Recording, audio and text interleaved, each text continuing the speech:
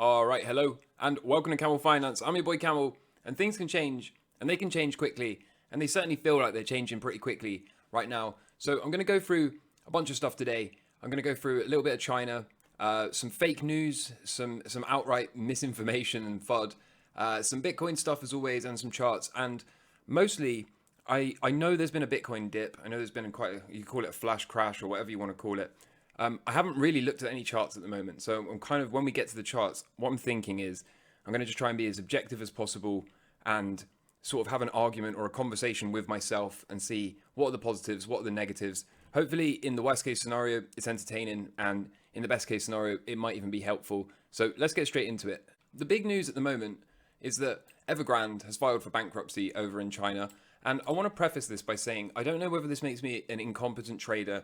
I don't know whether this means that there's a piece of the puzzle I'm missing, but for the best part of 12, 13 years now, I have not really ever paid much attention to China. And like I said, I don't know if that means I'm missing a giant piece of the puzzle. I'm sure some of you are sitting there thinking, how can you be a trader and not pay attention to China? But from my perspective, it's bad enough that I live in the UK and I have to pay attention to America. But the idea of having to pay attention to China as well, there's only so much you can do in a day, right? Now, could this end up being some kind of contingency thing? Could this bleed into the rest of the world? Absolutely. But the first thing I thought when I saw this Evergrande filing for bankruptcy was, I have deja vu here. Didn't we just do this? And so I had a quick look, and yes, we did. In 2021, there was a big sort of Evergrande crisis again, and really nothing came of it. So at the moment, they're already in the process of filing for bankruptcy protection. I would think they're one of these SIFIs, systemically important financial institution, basically meaning too big to fail. I would think that they're probably going to get bailed out, and it's probably not going to have a big impact. That's my initial thought on this. Scrolling down a bit here, you can see Evergrande defaulted on its huge debts in 2021. So we have indeed been here before, and not even that long ago. So is this a big issue? Maybe. I don't really know, to be completely honest with you. It's not something I'm too worried about. And the reason for that is quite simple. We have been talking about this for weeks now, multiple weeks into this weekly cycle decline. So every dip has its narrative. Of course, there has to be narratives for a dip. That seems to be, retail always demands to have some kind of news story to attribute the pullback to, because most people don't know how to read charts. Most people didn't really think this was a possibility or whatever. So every dip has its narrative. Evergrande apparently is one of the narratives towards this dip. But if I'm being as objective as possible, all you can really do as a trader or an investor is come up with an idea, a hypothesis, an expectation, and then hope that it plays out, stick to it, manage the risk around it, and see what the market will give you. And so being as objective as possible, we're in the middle, or what I believe is probably the end portion of this weekly cycle decline. We should find a cycle low pretty soon, and we should bounce out of there. Once we bounce, then it's a question of, do we bounce up a little bit and roll over, and then do we have to entertain being really bearish? And of course, if we get some sort of trendline breakdown occur, then yes, we will do that. But there's really nothing to say that we're not going to find this weekly cycle low as early as next week, and then come out of here swinging, run the all-time high, and crack on for a bit. So you have to be open to anything. Like I said, being as objective as possible. Back here, we were talking about getting a weekly cycle decline, and now we've had that. So all I can really do is say, well, everything's kind of going according to plan so far, at least from a stock market perspective. We've also got the put to call ratio spiking massively, as you can see right here. And on a weekly chart, you can see this is absolutely enormous. So usually when you see these big spikes and everyone piling into shorts via puts, that usually means the downside is coming to an end and we're about to see a reversal. And you can see that marked here, here, here, here, here, and here. So tells me again, this is kind of exactly as we'd be expecting, as we have been expecting for the entire past month or so. We know the dollar's been a problem child, but at the end of the day, if we're going to find a weekly cycle low and the stocks are going to get a multi-week bounce, remember, even in the bearish scenario, we should get 4 to 6 weeks. That would be the most bearish scenario I can think of. It's unlikely that we'll come down into a weekly cycle low, get a week of bounce, and then crash. I mean, anything can happen. It is a market, but usually you would get a minimum of 4 to 6 weeks, and that would count as a very bearish left translated cycle. So if we are indeed going to get at least a 4 to 6 week rally out of this cycle low, then can we expect to see the dollar roll over? And can we expect to see this happen? Of course, this has been the primary expectation on the channel for a while. So again, being as objective as possible, whilst this move here is not something I was truly anticipating, if we were to roll over and if we are to find that cycle low pretty soon for the stock market, then we can pretty much say that with the exception of this rally here that I wasn't really expecting, everything else again remains pretty much on track. More or less, we're still trending down towards the mid 90s. We're still finding that weekly cycle low for the stock market, and therefore we should be expecting to get pretty bullish pretty quickly in the not too distant future. So that's the stock market. The stock market, as I said, more or less we're on track. More or less we're not really doing much that we weren't expecting to do. So hopefully, if we can find a cycle low next week or even the week after, then we should be able to get some upside and some relief, at least in the worst case scenario. Bitcoin and crypto, on the other hand, is a slightly different beast. So you probably woke up and checked your price of Bitcoin and you've seen this and you're probably thinking, oh no, what's going on? And I have to admit, this is somewhat concerning to me as well. Again, I said I was going to be as objective as possible. I've been incredibly bullish. I've been bullish the whole way up. I've been aggressively buying dips and buying breakouts the whole way up. I've been obviously accumulating massive positions in crypto-related equities and pushing those for all I could possibly squeeze out of them. But this is potentially the start of something a lot worse for Bitcoin, and I just have to be objective and say, whilst there's a second side to the argument here, there certainly could be that was the flush. We mark this as the daily cycle low, and we find a nice V-shaped recovery out of here. That's one possibility, but it's also possible that this is going to lead to something like this, and then who knows what comes thereafter. So this is not something I wanted to see. This is not something I was really expecting to see. We'll get to the charts in just a minute. Bitcoin fell 9% in 4 minutes. And SpaceX has apparently sold all of its $373 million worth of Bitcoin. So all over Twitter, you could see this is being posted that SpaceX has sold $373 million worth of Bitcoin. But the facts are the facts, and the facts are this is absolute nonsense. It's completely fake news. And that gives me a glimmer of hope, because if we've got these big FUD campaigns, whenever the mainstream media comes out and starts to report fake headlines that are associated with flash crashes, then it speaks to a manipulation. It speaks to the big boys playing some games, and potentially that this is just some kind of tree shake before a nice move to the upside. So again, we have to be open to everything here, including further downside.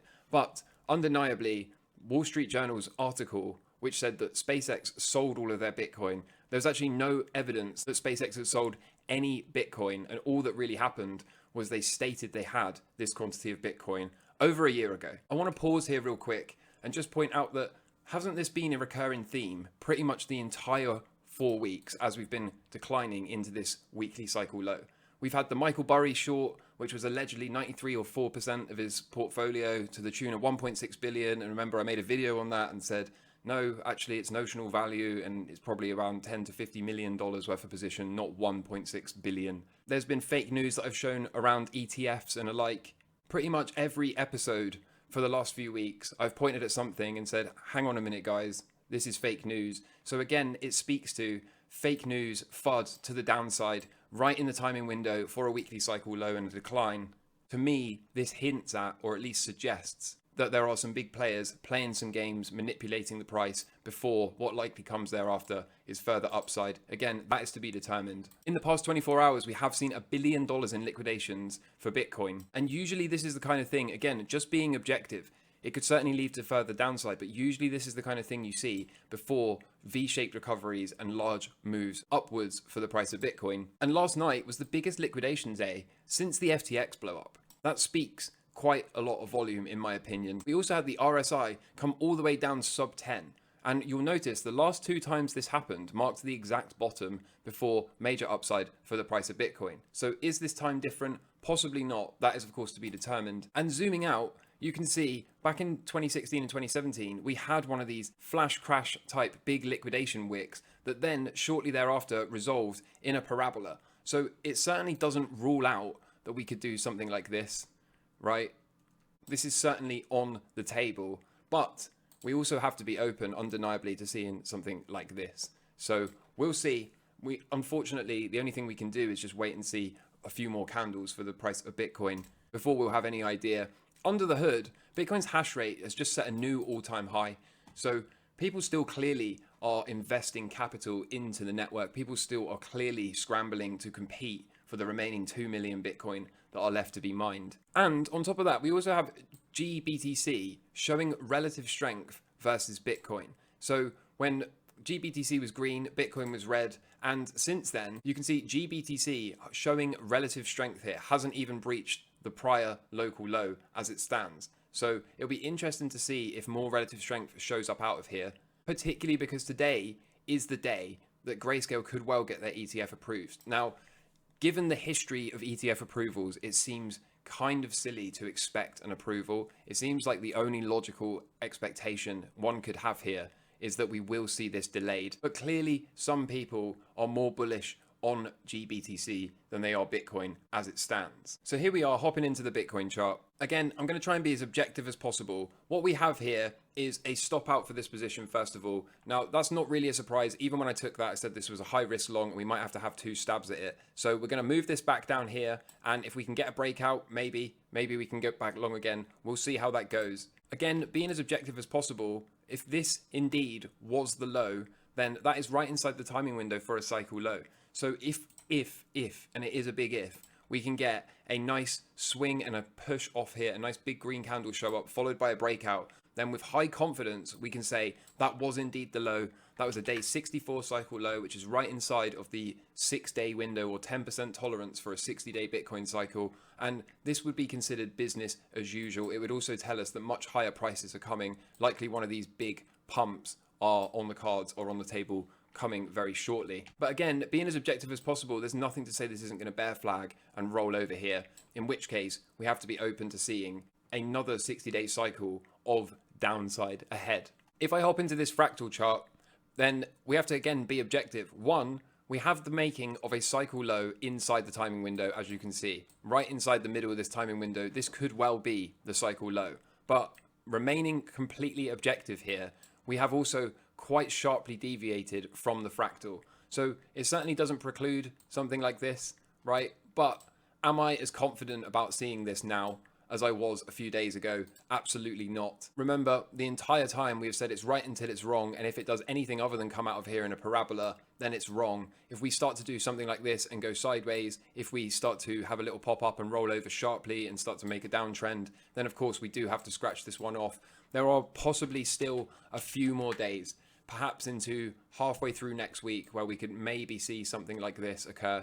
And if that's the case, then fine, we'll continue to trade as this is the primary expectation. However, like I said, if we do start to base here, if we do get a little pop up that rolls over, then of course we have to scratch this one off and say we're probably going back to a standard 4-year cycle in the best case scenario. It's also worth pointing out, if we do anything other than come out of here swinging, then I am going to have to go and start cutting these crypto related equities, taking what profit I have out of them and sitting on the sides ready to repeat the whole strategy as Bitcoin gets closer to its halving. So it's a difficult read. Markets can be difficult. There's nothing easy about it.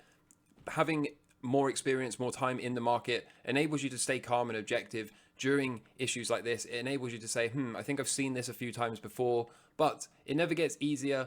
There's never a point where you can just put your feet up on the desk and sleep whilst making loads of money in the markets. They will always test you. They will always humble you. They will always be there to make sure they keep you on your toes. It never gets easier. We're seeing that right now. Again, unfortunately, I wish I could say, I know what's going to happen. This is going to happen, or I know what's going to happen. Let's cut all the positions because this is what's coming. I have no idea. Nobody knows what's going to happen until we get to at least, say, the middle of next week. We're really not going to know for sure which one of these two scenarios is coming next. So all I can do as a trader is wait and see and then react at the time.